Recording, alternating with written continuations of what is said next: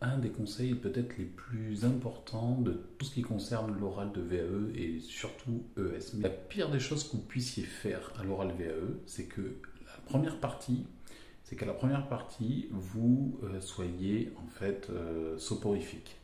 Si vous dites des choses complètement banales, si vous ne savez pas attirer, on va dire, susciter l'intérêt dans l'écoute pour les membres du jury, vous allez les endormir.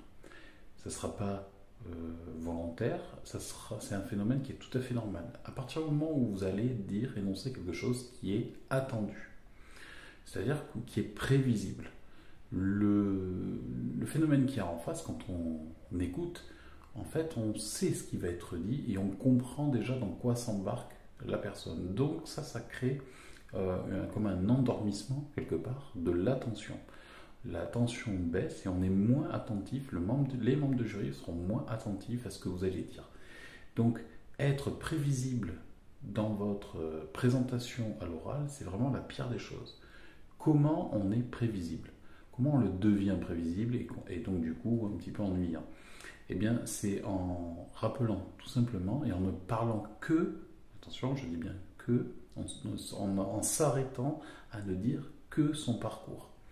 Pourquoi on fait ça, d'où on vient, quel est notre intérêt dans ce métier, tout ça, ce sont des banalités. Donc vous pouvez le dire effectivement, mais ne pas dire que ça absolument, parce que vous allez le développer. Si vous dites que ça, vous allez forcément l'étirer, le développer dans votre présentation. Donc ça va durer plusieurs minutes, et à partir du moment où on va comprendre quel est votre sujet, de quoi vous êtes en train de parler, surtout pour ce qui s'agit de votre parcours, on va commencer à s'éteindre au niveau de l'attention. Pourquoi? Parce que déjà, on le sait. Dans le livret 2, ça apparaît. C'est prévisible parce que, mais vraiment 80% des candidats passent par cette étape-là d'évoquer son parcours et l'intérêt qu'on a dans ce travail, etc., etc. Donc ce sont des banalités, donc c'est prévisible, et donc on ne vous écoute plus, l'attention est déjà partie. Donc, une fois que je vous ai dit ça, je vais vous donner le conseil pour prévenir.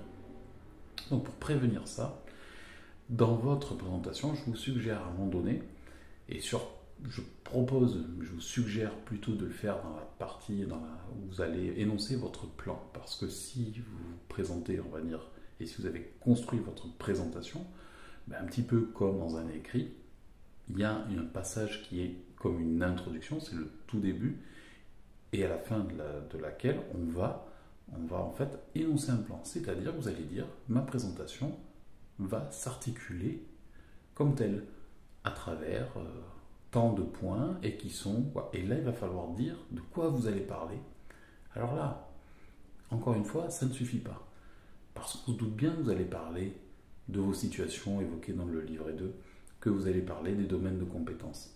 Mais si vous les répétez, ce qui se passe très souvent, là aussi, vous allez vous desservir. En réalité, il n'y a rien de nouveau, c'est prévisible.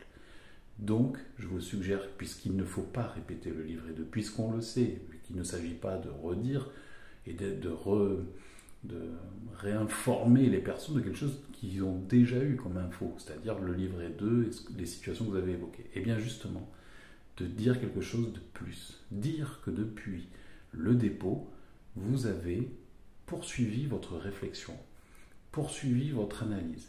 Et puis pour chacune des situations, ou pour chacun des domaines de compétences, dire que vous allez dire quelque chose de nouveau, quelque chose qui n'apparaît pas, quelque chose que vous voulez évoquer ici avec eux lors de l'échange. Et là, à ce moment-là, vous les tenez, là vous allez les réveiller parce qu'ils ont intérêt à être attentifs, et ça va susciter tout simplement et tout naturellement la curiosité. Attention, je vais vous dire quelque chose de nouveau, écoutez. Ça, tous les candidats ne le font pas.